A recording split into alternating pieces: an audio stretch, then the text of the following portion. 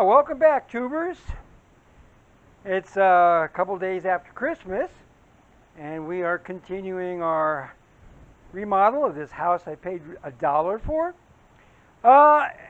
As you would assume, anytime you buy a house for $1, it's going to need a lot of work. So we have. My last few videos, I've rebuilt the floor underneath the bathroom. Let me center it in the frame here. And now I'm continuing. Let me show you that real quick here. Underneath the bathroom here, I've got 3/4 inch tongue and groove.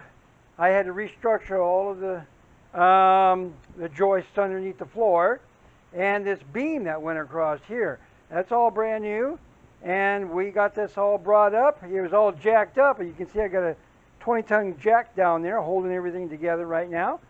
I got it all chalked up underneath the beam here, so it's not going to go anywhere. So what I wanted to do, I got a quick and easy fix for the bedroom right here. What I'm going to do is I'm going to take my temporary beam, I'm going to put it over there when I get ready. I got to clean all this wood and stuff out of this place here. I got to dig that shelf off. See where the dirt kind of comes up right there? I got to dig that whole shelf off and bring it down. There's about 4 or 5 wheelbarrow loads right in there. But so I dug this down a little deeper than I need to. It's 2.5 feet below. So what I'm doing is that when I shave all this plaster off of here, off the walls, and of course when I get to it on the ceiling, it's gonna fill in down here. So that's gonna be like a mortar or a concrete base. So that'll be okay. So I just spread that out real easy. Because what happens is that you get down about 6 or 8 inches worth of mud right here, and then it's all big old honking gravel and stones underneath there. I don't know, from the Ice Age. You can't really see it. Right there is some of the rocks. They're like 8 or 9, well, you can't see them too well. But anyway, some of the rocks coming out of there are like 8 or 9 inches across. They're pretty good size. Hard to dig with a shovel, that's for sure. So I got a pick, and that works really good. My nice little ramp I got going over here to the other side. I got to dig out that rim joist over there. It's got some roots in it. You know, that's what got compromised. Because, you know, like I was saying before, because of so many years, this house was vacant for like 30 years. The wind would blow all the leaves up against the house, and then as they degrade, they turn into soil. Well, all the soil's come up past the foundation, and now it's, you know, trees are growing out there between the house. All right, let me get back to what we're doing here. Again, I got a temporary beam on here I want to hold up. I'm going to pull up the living room floor a little bit, and I got the old beam. You can see it right there. The old beam, I just pulled it out with my hands. That's how bad that beam is. It just broke off the other end. I just pulled it out. So anyway, I'm going to get this get the floor supported up like that, and then I'm going to go in there and I'm going to rebuild. You know this triple beam I got right there? I'm going to rebuild across over there. Put my first beam up. I'm cutting my 2x6 joists to the length that I need. And then what I'll do is put 3 screws into each one of those floor joists. And then as I build the other 2 parts of that beam, I'll glue and screw it together, and it'll be just as solid as that one. Stronger than what was there before. It'll last another 100 years. This house is 90 years old. Was built, roughly back in the early 30s. So, and like I've been doing the last day or so, well, mostly yesterday, I put in some boards. Oh God, I can get you in here. There we go. So I put some boards underneath here. You can see right there, nailing strips between the joists, so that I can put the subfloor down to it. Because see, this is where I cut off the subfloor from before, and now I need a nailing source for that. I'll put some finished nails in there, maybe some screws. Anyway, so what I'm doing, I'm cutting the subflooring into the exact shape that's going to fit this opening right here. It's kind of chewed up, but I've got it all laid out. I've got it measured. A couple of weird angles in there. And then I'll get that placed in here today. Now, these nailing strips, I added them all the way around. What I did here is my subfloor actually came out flush with the beam, because that's where it goes all the way down the rim joist. Well, here I don't need it. So what I did is I cut back an inch right here, and I got something I could screw to. I glue and screw. So anyway, today we're going to be putting in, hopefully that. We'll see a little bit of that. This piece is what I'm cutting right now, 8-foot length. Let me get you guys situated here. We'll get to cutting. Get you all set up. And I'm just going to follow my lines, and you guys can watch. Now, need my eye protection. Oh. Now, yesterday, of course, I had to put a brand new blade on here. All of my carbide tips are all busted off. I hit a screw head over there, and that and the nails and whatever, you know, it got all chewed up. So that was wasted. So now I got a better blade on here. Cuts a little bit better, but my Makita, my Ryobi saw seems to be struggling a little bit. I have noticed that it's not that lime green color. See that? So it's the older version. I don't know. This motor might be on its way out. So we're working with it. If I have to, then Santa Claus is going to have to bring me another saw, I guess. So anyway, let's finish up this cut here.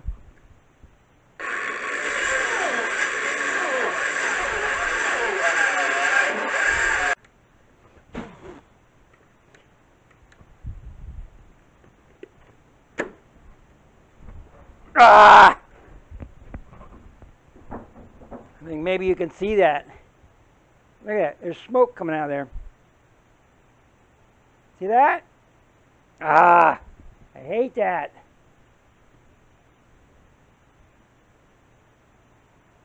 Ah, well. She's on her way out. There's nothing I can do about it right now. I don't think it's going to be able to finish my cut. That's the problem. So...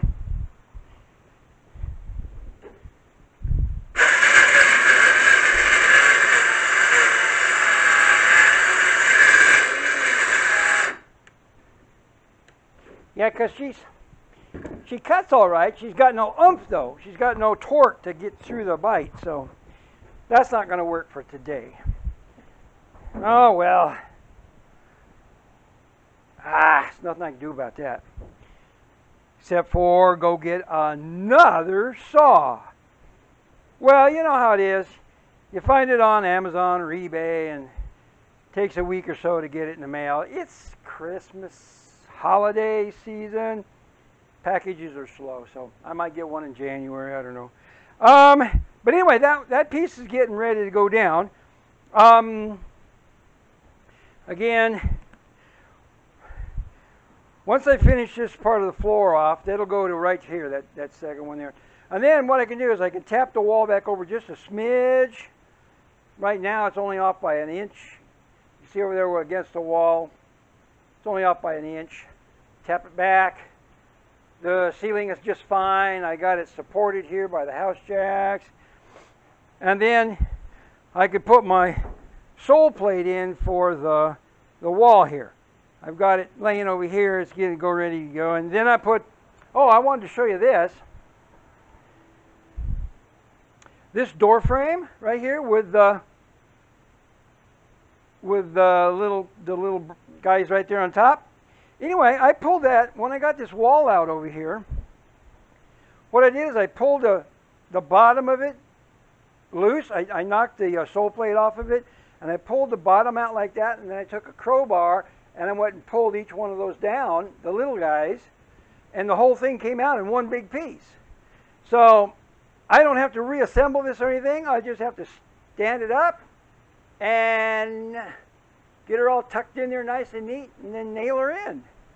So it should sit on top of the sole plate once I put that back in. Yeah, you got her covered up right now. But there's the short part of the wall. Then this board here will go back over into here. And then voila, we will be done with the bathroom walls. I'll get that all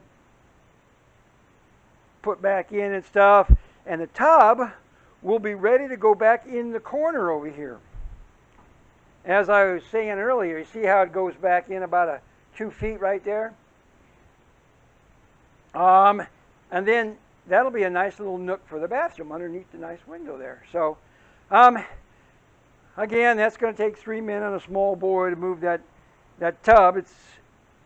I don't know what it weighs exactly, but 833 pounds is my best guess. That's what it took to break the trucker's strap that I used to get it up out of the hole. Anyway, it's dirty, but there's not a mark on it. Well, not totally. I got a little bit of a scratch right there. Of course, I've been walking on it too. But it could be refinished. The little tiny bit of a chip right there. I mean, it's almost pristine. With a couple of minor surface defects, it's not going to hurt nothing. You know? I still got, from when I pulled it out, I still got caulk and glue and stuff here in the corner where it was underneath the plaster and lath. I'll clean that up and get sheetrock down to that. I think green board would be just fine all the way around the tub. You don't need the cement board or anything like that. Nothing fancy, because you're not going to do a whole lot of splashing. Hopefully not, you know. Unless you get a big family of 5, you know, children, and they're all in the bathroom anyway. You know, that's up to the owners, whoever buys this house after me. I'm not worried about it. I don't take any tub baths. I'm a shower kind of guy, and that's the way it is. Most guys are.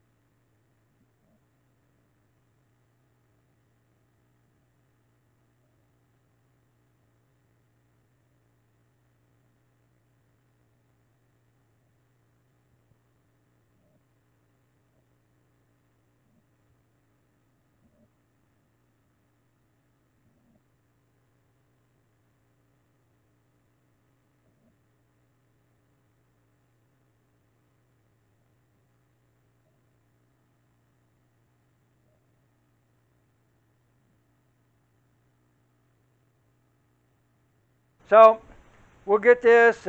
The toilet will go back into getting mounted.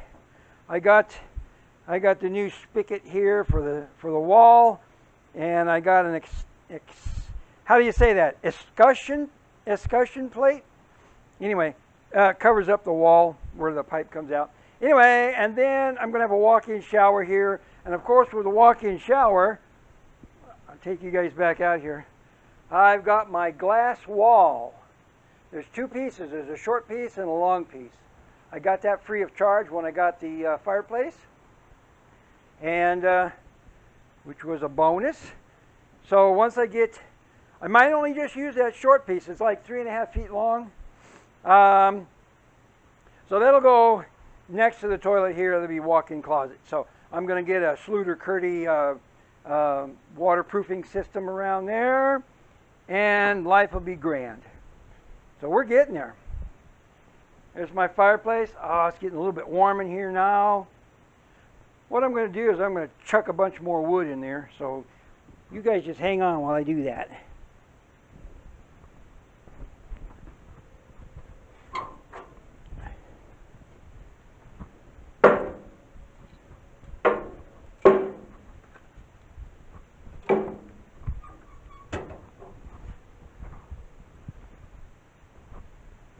Alrighty then. There you go. This is a short and sweet this morning. Again, it's the holidays. Merry Christmas to all. And oh, we got New Year's coming up. So I hope you guys enjoy yourself responsibly and be COVID safe too. You know, seems like the numbers are spiking again. Of course, it's being the holidays and stuff like that. So, don't need these anymore. Anyway, Merry Christmas, Happy New Year. We'll catch you guys on the flip side, like I always say. Enjoy yourselves, and we'll make another movie later on.